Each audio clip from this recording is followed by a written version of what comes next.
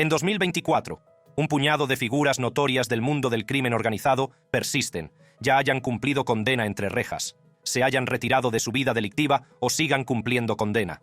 Estos intrigantes jefes de la mafia han navegado por las tumultuosas aguas de la aplicación de la ley, las rivalidades y el paso del tiempo. Hoy nos adentramos en las vidas de estos enigmáticos individuos, descubriendo sus secretos, sus historias y la influencia que siguen ejerciendo, independientemente de sus circunstancias pasadas o presentes. Estos son los jefes de la mafia que siguen vivos en 2024. Daniel Leo. Nacido en 1941 en East Harlem, Nueva York, Daniel Leo creció en un barrio conocido por sus duras calles y sus actividades delictivas. De joven, Leo se sintió atraído por el encanto de las calles, en busca de poder y respeto entre sus compañeros.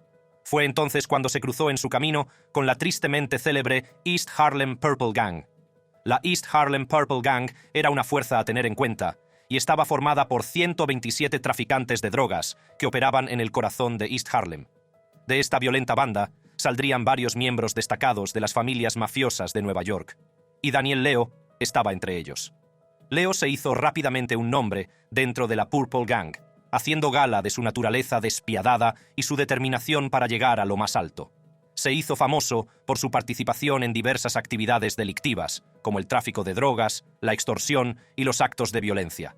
La reputación de Leo como individuo intrépido y astuto empezó a extenderse por todo el submundo criminal. La influencia de la banda púrpura se extendió mucho más allá de las calles de East Harlem. Sus actividades delictivas se extendieron a otras partes de Nueva York, convirtiéndose en una fuerza a tener en cuenta. La participación de Leo en la banda le permitió establecer contactos y entablar relaciones con otras figuras destacadas del AMPA. Con el paso de los años, la reputación de Leo siguió creciendo y se convirtió en un miembro de confianza de la banda púrpura. Su lealtad y dedicación a las operaciones de la banda le granjearon el respeto de sus compañeros y superiores. Pero las ambiciones de Leo no se detuvieron ahí. Tenía la vista puesta en algo más grande.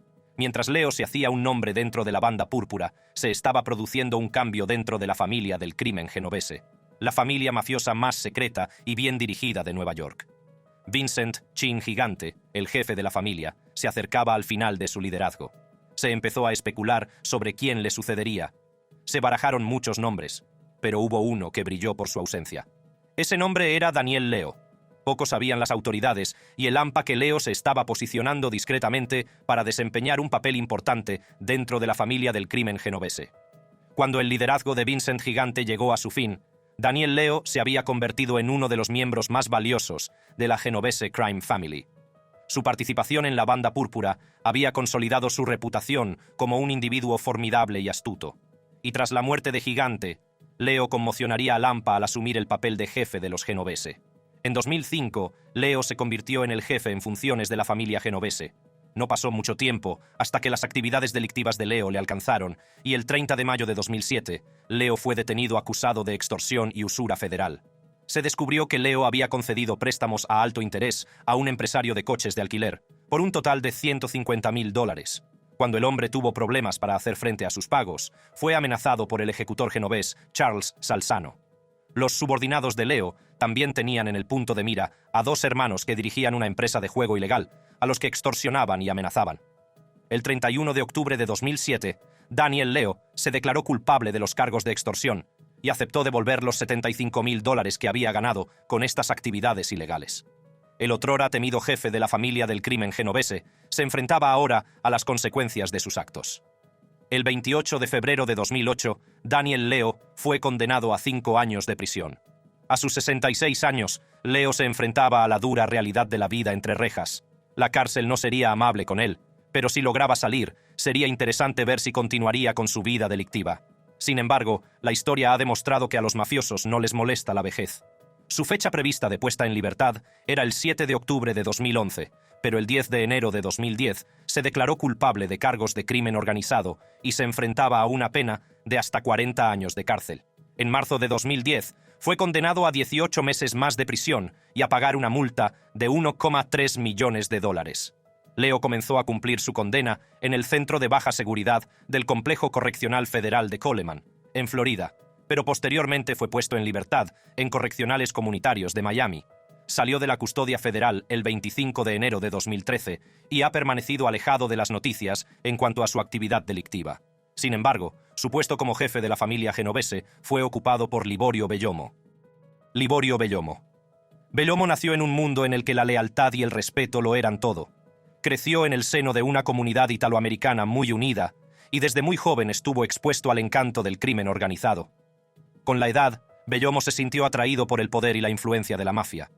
En la década de 1970, Bellomo se convirtió en miembro de la familia criminal genovese, una de las 5 principales familias mafiosas de Nueva York. Rápidamente llamó la atención de los líderes de la familia por su inteligencia y sus dotes callejeras. El ascenso de Bellomo en las filas de la mafia fue rápido y pronto se convirtió en miembro de la infame banda de la calle 116, dirigida por el famoso Saverio Sammy Black Santora. La banda de la calle 116 era conocida por su participación en diversas actividades delictivas, como la extorsión, la usura y el juego ilegal. Bajo la dirección de Santora, Bellomo perfeccionó sus habilidades y se ganó la reputación de mafioso capaz y despiadado. Fue durante esta época cuando Bellomo entabló una estrecha relación con Santora, que reconoció su potencial y lo tomó bajo su tutela. Con el paso de los años, la influencia de Bellomo en la familia genovese no dejó de crecer. En 1990, cuando el entonces jefe Vincent Chin Gigante se enfrentó a problemas legales, eligió a Bellomo para que se convirtiera en el jefe en funciones de la familia. Fue un gran honor y una gran responsabilidad, ya que ahora Bellomo tenía que navegar por el traicionero mundo del crimen organizado y, al mismo tiempo, enfrentarse a un mayor escrutinio por parte de las fuerzas del orden. Sin embargo, la nueva posición de Bellomo también trajo consigo una oleada de desafíos.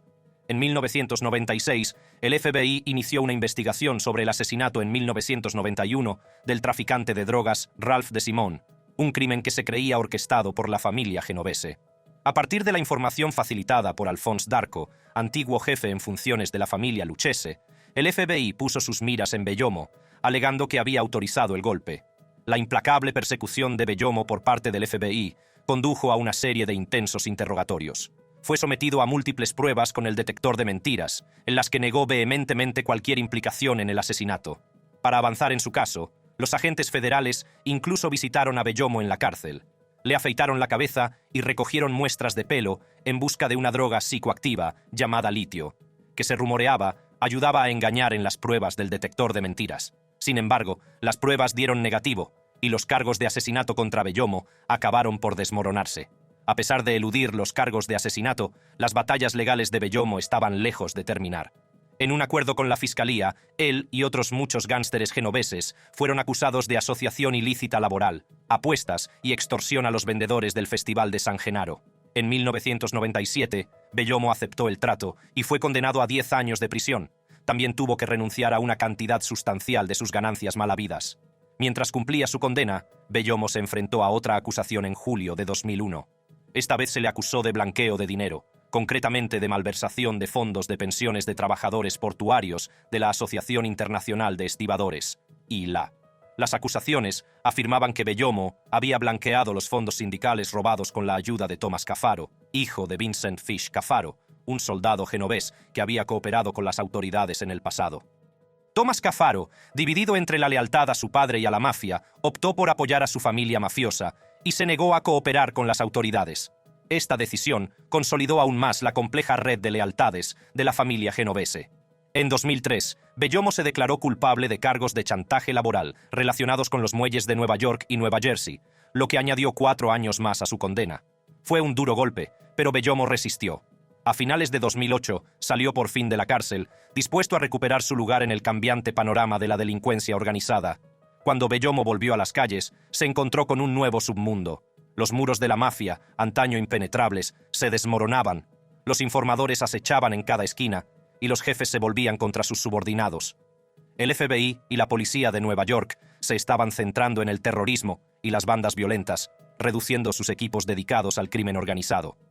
Pero Bellomo no se dejó intimidar. Había sido preparado por el legendario Vincent Gigante, el último de los jefes de la vieja escuela. Poseía las credenciales, los conocimientos, la reputación y, lo más importante, había pagado sus deudas. Ahora, fuentes anónimas de las fuerzas del orden revelan que Liborio Bellomo se ha convertido en el nuevo jefe oficial de la familia criminal genovese. Según estas fuentes, Bellomo opera a través del capo Peter Petey Red Di Chiara, que actúa como intermediario o jefe callejero entre Bellomo y los capitanes de la familia. Este acuerdo refleja la dinámica entre Chin Gigante y Fat Tony Salerno, lo que demuestra la influencia y el poder que Bellomo ejerce dentro de la organización. Pero eso no es todo. Abundan los rumores sobre los sustanciosos ingresos de Bellomo por el alquiler de numerosos edificios de apartamentos en el Bronx y los suburbios del norte.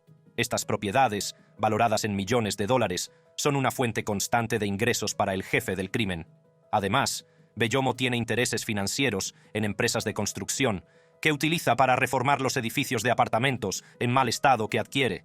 A pesar de estas acusaciones, sigue sin haber pruebas concretas de las fechorías de Bellomo, que sigue siendo el jefe de la familia genovese. Vittorio Amuso. Vittorio Amuso, el infame mafioso conocido como el Don Mortal, y su reinado de terror sobre la familia criminal lucchese han dejado una huella indeleble en el submundo criminal. Nacido en Canarsie, Brooklyn, Amuso creció rodeado de poderosos mafiosos italianos, lo que preparó el terreno para su ascenso al poder. Desde su participación en la 19th Hole Crew hasta su asociación con Anthony Gaspipe Casso, las hazañas delictivas de Amuso no tenían límites. Con su reputación de violento y su asombrosa habilidad para generar enormes beneficios para la mafia, Amuso ascendió hasta convertirse en el jefe de la familia lucchese. Su mandato se caracterizó por una búsqueda implacable del poder, lo que provocó una oleada de derramamientos de sangre y deserciones dentro de la organización. A pesar de cumplir cadena perpetua en el Complejo Correccional Federal de Carolina del Norte, la influencia de Amuso sobre la familia lucchese sigue vigente, testimonio de su escalofriante legado. Vittorio Amuso nació el 4 de noviembre de 1934 en Nueva York. Creció en el duro barrio de Canarsie, Brooklyn, rodeado de poderosos mafiosos italianos que dominaban las calles. Fue durante este periodo de formación cuando Amuso se enamoró del atractivo del crimen organizado y del poder que ejercía. De adolescente, Amuso intentó impresionar a la mafia y ganarse su respeto. Empezó a participar en delitos menores, deseoso de demostrar su valía a los bajos fondos. La mafia, siempre en busca de jóvenes talentos, se fijó en el potencial de Amuso y cultivó su talento criminal. La primera incursión significativa de Amuso en el mundo del crimen organizado se produjo cuando se unió a la 19th Hole Crew, una banda dirigida por Christopher Christie Tick Furnari, capo de la familia criminal lucchese. Fue en esta banda donde Amuso conoció a Anthony Gaspipe Casso, una asociación que marcaría el curso de sus carreras delictivas. Amuso y Casso formaron rápidamente una alianza natural, convirtiéndose en un dúo formidable en el mundo del AMPA. A lo largo de las décadas de 1970 y 1980, se dedicaron a una amplia gama de actividades delictivas, como el fraude, la extorsión, el juego y el tráfico de drogas. Su imperio criminal se expandió rápidamente, amasando una riqueza y un poder considerables.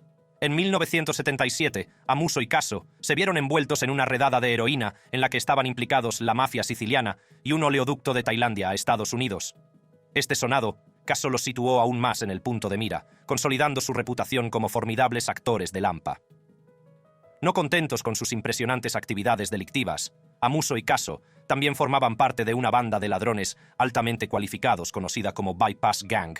Esta banda se especializaba en atracos meticulosamente planeados y ejecutados contra bancos y joyerías de Manhattan y Long Island. Sus operaciones se llevaban a cabo con tal precisión que conseguían hacerse con más de $100 millones en mercancía robada. La capacidad de Amuso para generar cuantiosos beneficios para la mafia no pasó desapercibida. Sin embargo, para establecerse realmente como una fuerza dentro de la mafia, tenía que demostrar su lealtad y compromiso. Esto significaba hacer sus huesos, como se dice en los bajos fondos, cometiendo asesinatos en nombre de la organización. Cuando Furnari necesitaba eliminar a alguien, recurría a Amuso, a Casso o a ambos. Sus víctimas encontraban un final rápido y brutal, sin dejar lugar a la piedad ni a segundas oportunidades.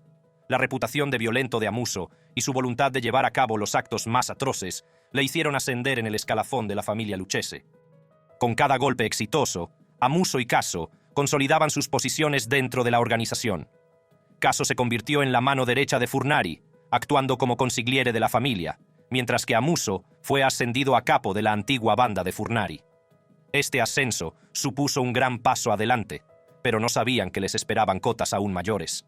En 1986, el jefe de la familia lucchese, Antonio Tony Dux Corallo, convocó a Amuso y Casso a una reunión que cambiaría el curso de sus vidas.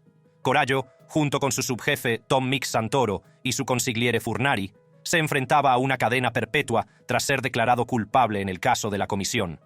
Con la vista puesta en el futuro de la familia, Corallo vio en Amuso y Caso el potencial para conducir a la familia Lucchese a una nueva era.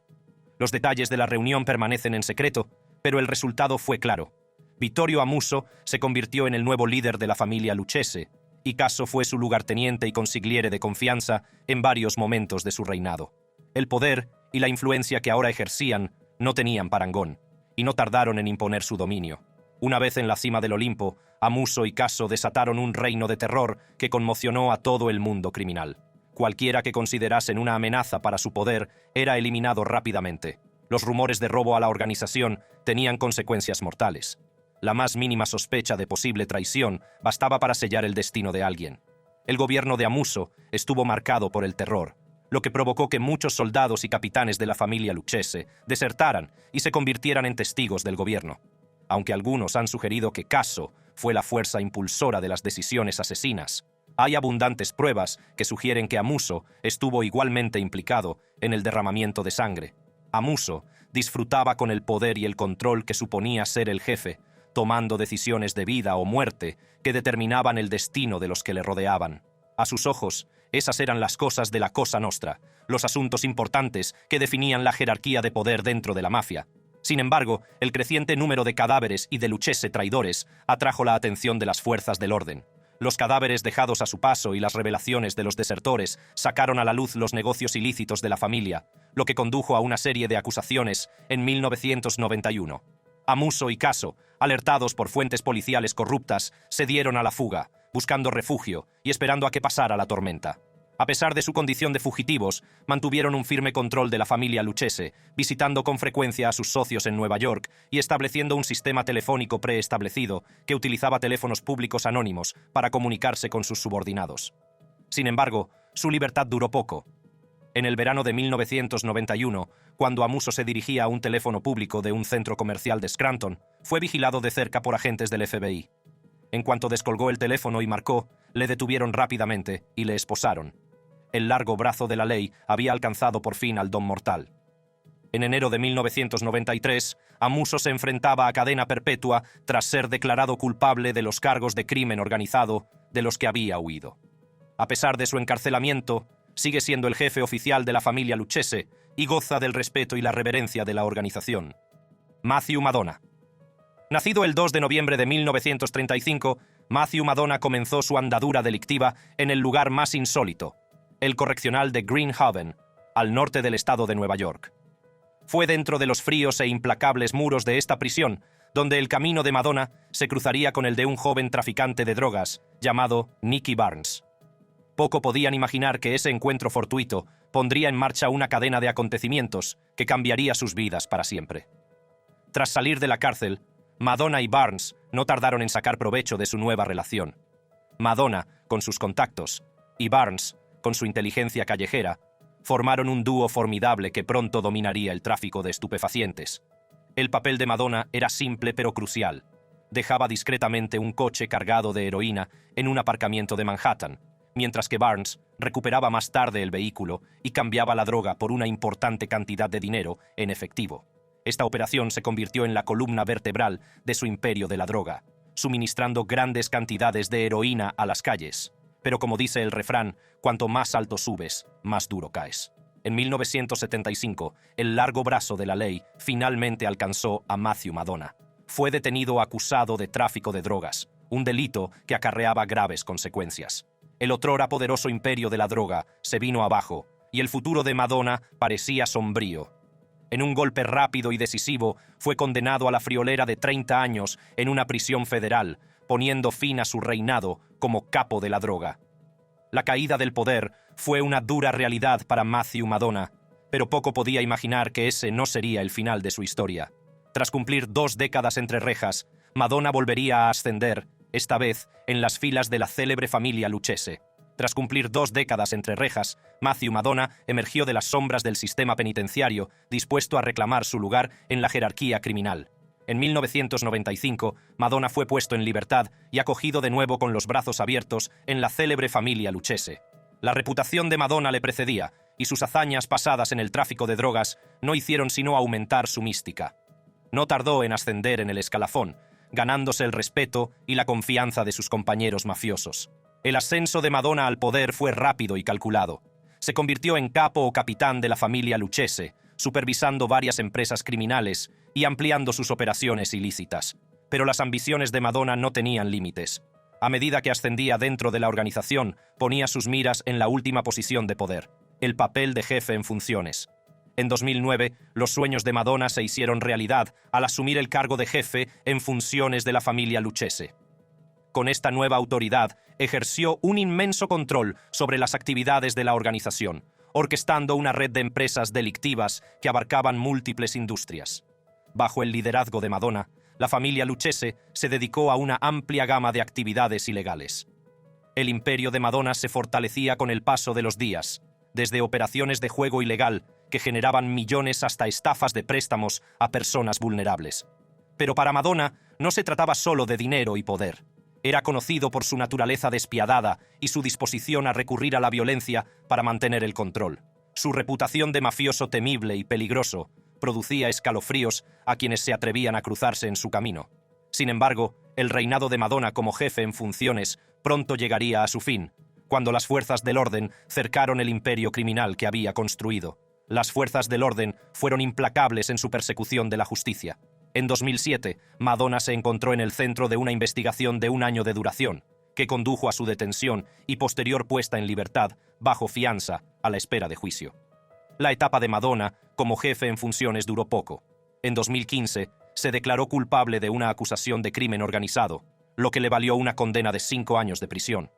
Sin embargo, antes de su puesta en libertad, se presentaron nuevos cargos contra él, incluida la escalofriante acusación de ordenar el asesinato de Mikkel Meldish, una figura destacada de la banda Purple de East Harlem. El juicio que siguió fue un espectáculo, que cautivó al público con sus impactantes revelaciones y el veredicto final. En 2019, Madonna, junto con otras personas, fue declarado culpable del asesinato y condenado a cadena perpetua en 2020. En la actualidad, Matthew Madonna reside en la penitenciaría de los Estados Unidos en Kentucky, cumpliendo su cadena perpetua. Madonna se apartó del cargo de jefe en funciones en 2017 en un golpe de estado incruento en el que Michael DeSantis asumió el cargo de jefe en funciones. Michael DeSantis. En el traicionero mundo del crimen organizado, un nombre destaca: Michael DeSantis.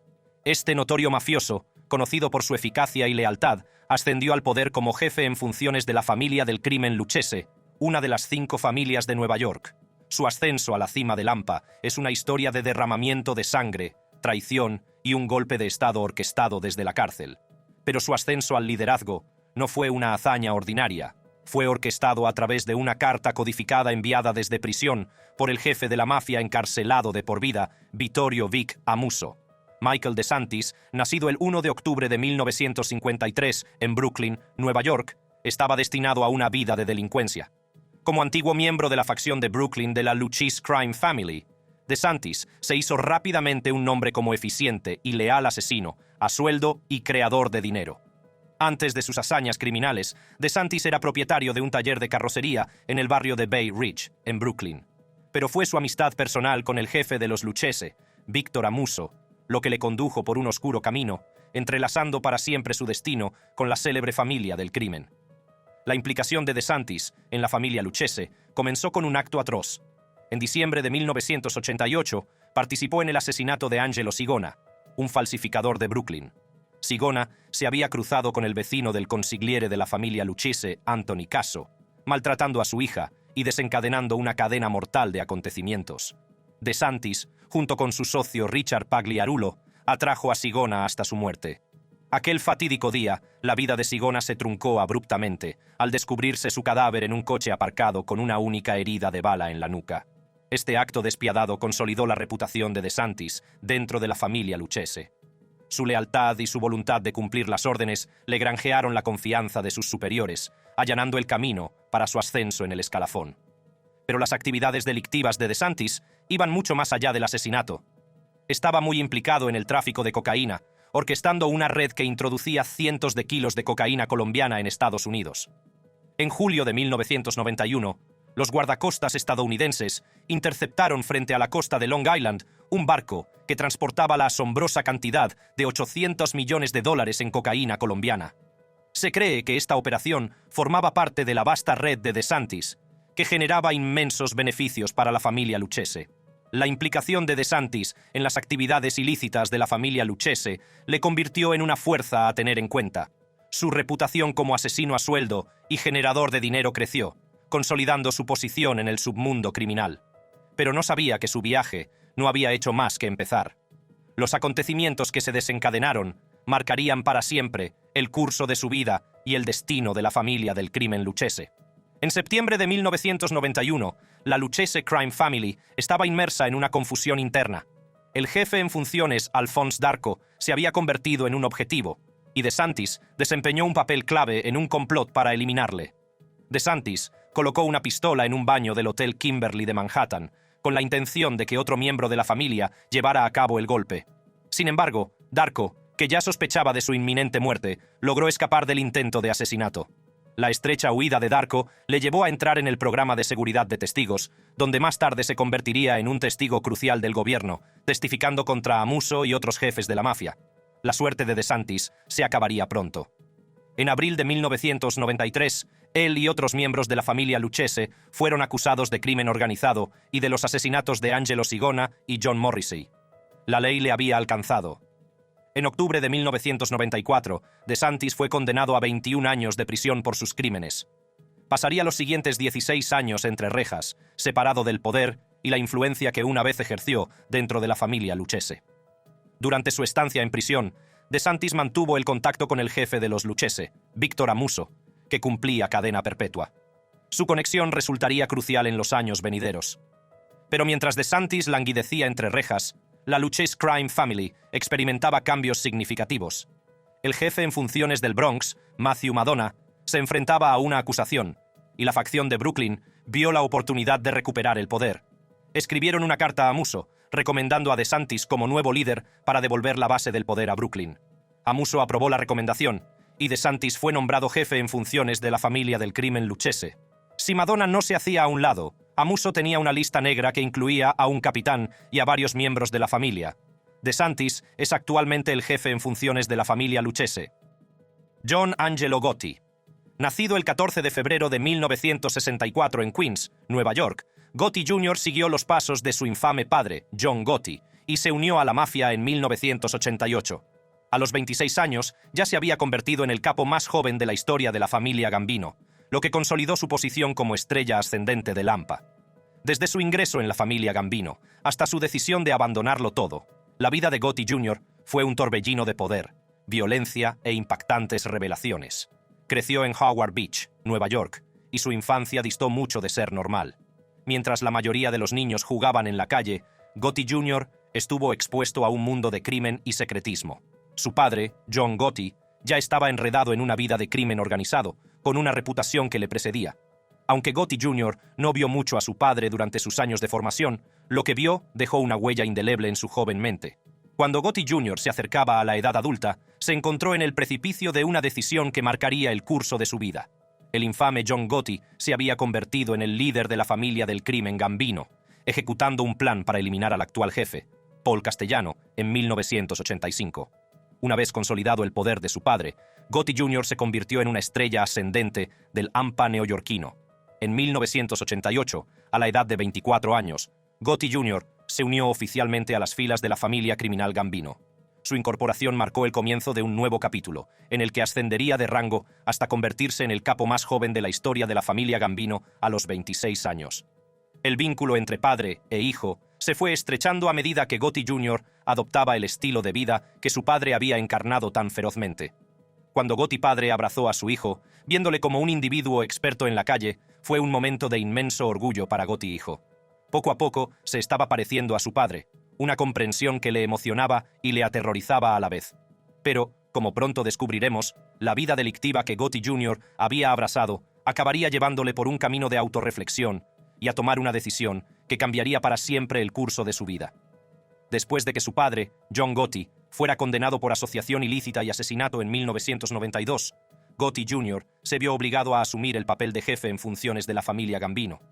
Como familiar directo, se le permitió visitar a su padre en la cárcel, convirtiéndose en el conducto a través del cual se transmitían los mensajes y órdenes de su padre a sus socios criminales en el exterior. Gotti Jr. asumió su nueva posición de poder y se hizo cargo de las operaciones de la familia. Adoptó un enfoque más reservado para hacer negocios, tratando de presentarse como un hombre de negocios legítimo. Sin embargo, pronto descubrió que carecía de la habilidad negociadora y la delicadeza de su padre, y a menudo se encontraba en el lado perdedor de las disputas con familias rivales. Durante este tiempo, Gotti Jr. se enfrentó a numerosos retos en el traicionero mundo del crimen organizado. El nombre de John Gotti seguía teniendo peso y notoriedad, y Gotti Jr. tenía que demostrar que era digno del legado de su padre. Estaba constantemente sometido al escrutinio de las fuerzas del orden, decididas a acabar con la familia Gambino. Pero con el paso de los años, Gotti Jr. empezó a cuestionarse el camino que había elegido. El precio de vivir una vida de peligro y engaño constantes pesaba mucho sobre él. Fue testigo de las devastadoras consecuencias del estilo de vida mafioso, tanto en su propia familia como en el mundo criminal en general. En un momento crucial, Gotti Jr. se dio cuenta de que tenía que tomar una decisión. Había visto de primera mano los sacrificios que había hecho su padre, los estragos que había causado en su familia y el destino inevitable que aguardaba a quienes se dedicaban al crimen organizado. Sabía que, como su padre había dicho una vez, al final del día tienes que morir o ir a la cárcel. En 1998, las autoridades federales asestaron un duro golpe al imperio criminal de Gotti Jr. Fue acusado de una amplia gama de cargos, entre ellos usura, apuestas y extorsión. Ante la abrumadora evidencia, Gotti Jr. tomó una decisión que cambiaría el curso de su vida. En 1999, aceptó declararse culpable de 4 delitos de extorsión. Las consecuencias de su decisión fueron importantes. Gotti Jr. fue condenado a 6 años y 5 meses de prisión y a pagar una multa de $1 millón. Justo antes de comenzar su condena, tuvo una última reunión con su padre, que intentó convencerle de que luchara contra los cargos y siguiera siendo un orgulloso miembro de la mafia. Fue un momento conmovedor, la última vez que padre e hijo se verían. John Gotti, consciente de la implacable persecución del gobierno, advirtió a su hijo de que nunca le dejarían en paz. Advirtió a Gotti Jr. que declararse culpable no sería el final, ya que el gobierno seguiría presentando más casos contra él. A pesar de los deseos de su padre, Gotti Jr. decidió aceptar el acuerdo y se embarcó en un proceso de una década para salir de la vida criminal en la que había nacido. En junio de 2002, mientras Gotti Jr. cumplía su condena, su padre, John Gotti, falleció de cáncer de garganta. La pérdida de su padre, el hombre que había sido tanto su mentor como su fuente de inspiración, avivó aún más la determinación de Gotti Jr. de dejar atrás el submundo criminal. Durante su estancia en prisión, Gotti Jr. reflexionó sobre las decisiones que había tomado y las consecuencias que habían tenido para él y su familia. Empezó a cuestionarse los valores y principios que habían regido su vida durante tanto tiempo. El deseo de un futuro diferente, libre de la amenaza constante de la violencia y el encarcelamiento, se hizo más fuerte en su interior. Tras cumplir su condena, Gotti Jr. se enfrentó a un nuevo reto: reconstruir su vida fuera del mundo criminal. Se distanció de la familia Gambino, afirmando que la había dejado atrás. Sin embargo, persistieron los rumores y las especulaciones, y algunos afirmaron que se había convertido en informante, cooperando con las fuerzas del orden. Gotti Jr. negó vehementemente estas afirmaciones, asegurando que había elegido un camino diferente para él y su familia. Se casó con Kimberly Albanese y juntos tienen 6 hijos. Gotti Jr. trató de crear un nuevo legado, alejado de la oscura sombra del imperio criminal de su padre. En 2015, Gotti Jr. escribió un libro titulado Shadow of My Father, La sombra de mi padre, en el que compartía sus experiencias y reflexiones sobre su vida en la mafia. El libro ofrecía una visión del funcionamiento interno del crimen organizado y de las luchas personales a las que se enfrentó en su intento de liberarse de sus garras. Si le ha gustado este vídeo, haga clic en uno de los recuadros que aparecen en pantalla para ver más contenidos.